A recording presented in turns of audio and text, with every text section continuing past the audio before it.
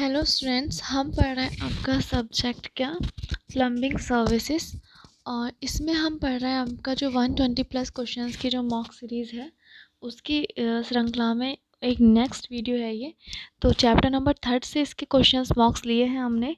तो ये है चैप्टर नंबर 3 आपका वाटर सप्लाई सिस्टम। ठीक, तो इससे रिलेटेड मॉक्स देखते हैं जो आपके यूपी एग्ज़ाम के लिए संभावित प्रश्न भी हो सकते हैं, या आपको एक बेसिक आइडिया तो एटलीस्ट मिल ही जाएगा कि किस तरह के क्वेश्चन पूछने के चांसेस हो सकते हैं। तो देखिए, आइए देखते हैं। फर्स्ट क्वेश्चन है इसका, कोबाल्ट पैमाने के आधार पर घरेलू आपूर्ति के लिए अधिकतम अनुमेय रंग है।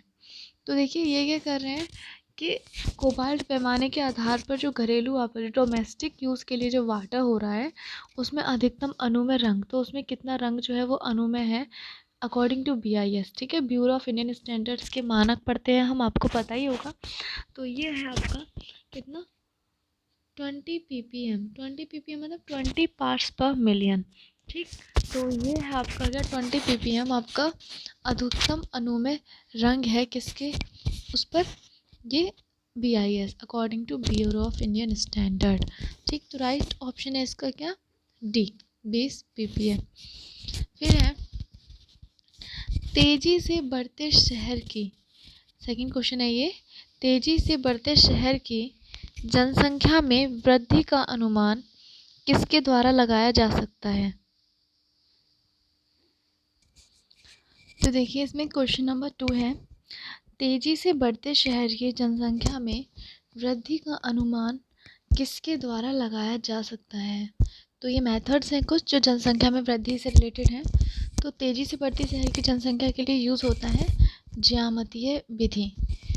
ठीक, अंकगणित माध्य विधि भी यूज़ नहीं होती और ये दोनों भी यूज़ नहीं होती।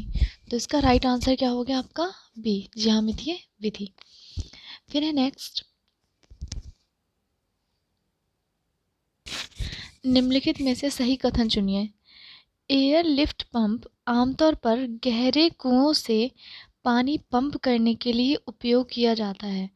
गहरे के जो डीप सेल होते हैं, डीप वेल से पानी पंप करने के लिए किसका यूज़ करते हैं, एयर लिफ्ट पंप का। सही है।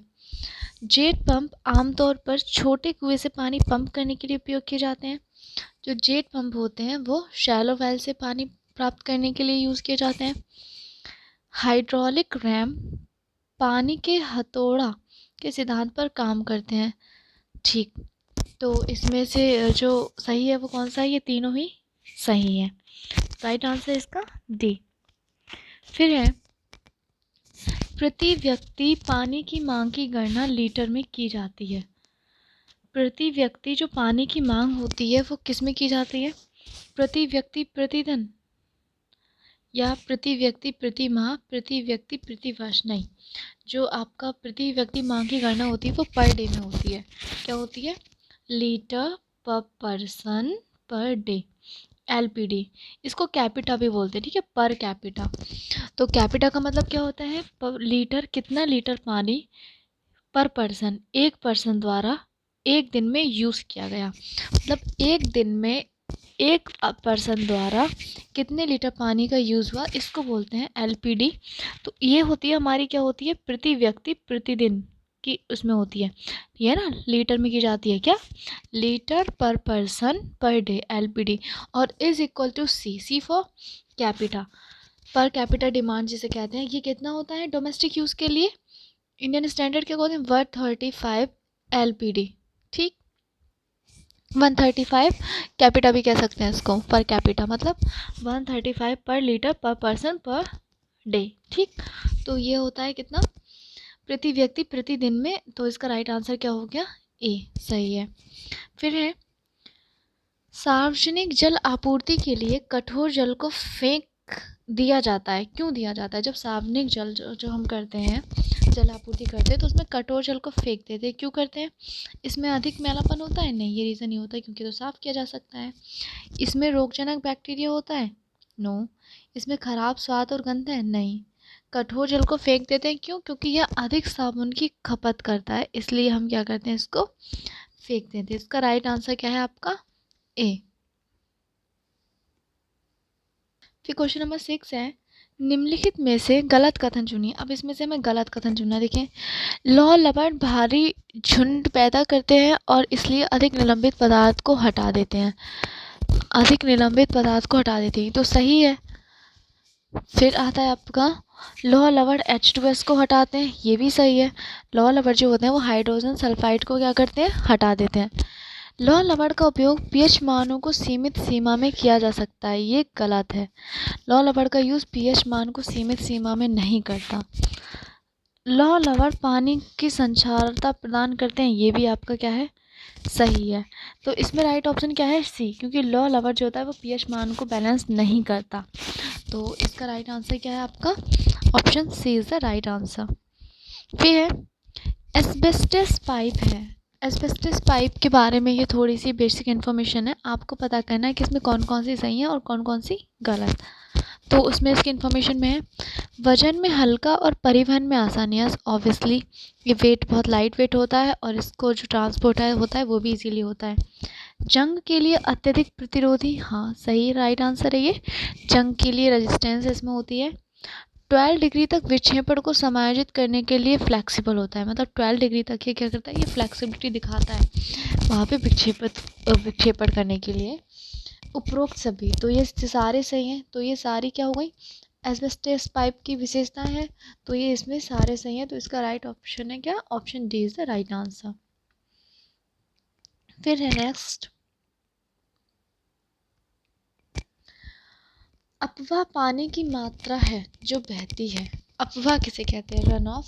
ये आपने इरिगेशन में भी पढ़ा होगा रन ऑफ, हाइड्रोलॉजी में भी आपने पढ़ा होगा। तो रन ऑफ आपका देखिए क्या होता है, सीवर पाइप में जो पानी बह रहा है उसको हम रन ऑफ कहेंगे, नो इट्स रॉन्ग। पाइप में रिसाव के कारण जो पानी होता है, नहीं उसे भी नहीं कहते।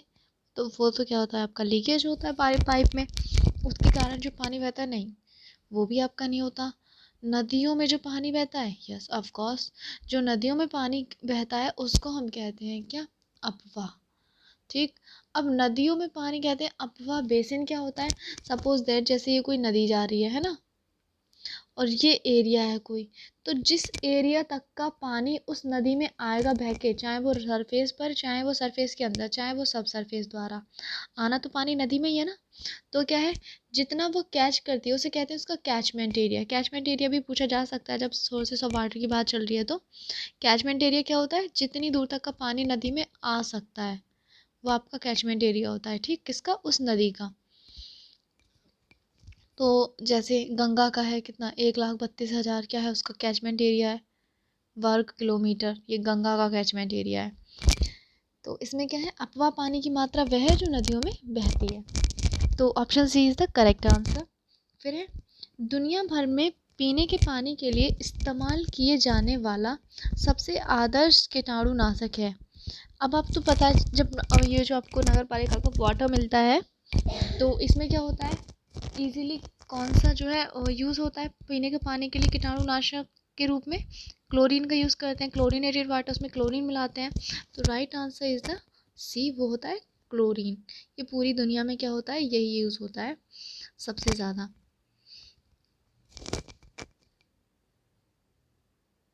फिर नेक्स्ट क्वेश्चन, बैठे हुए जलभृत सामान्यतः पाए जाते हैं। बैठे हुए जलभृत, जलभृत, अब यहाँ पे जलभृत आपको पता होना चाहिए। जलभृत क्या होता है आपका, एक्यूफर्स होते हैं। एक्यूफर्स आपको पता होगा कितने टाइप के होते हैं, 3 type of aquifer, confined, unconfined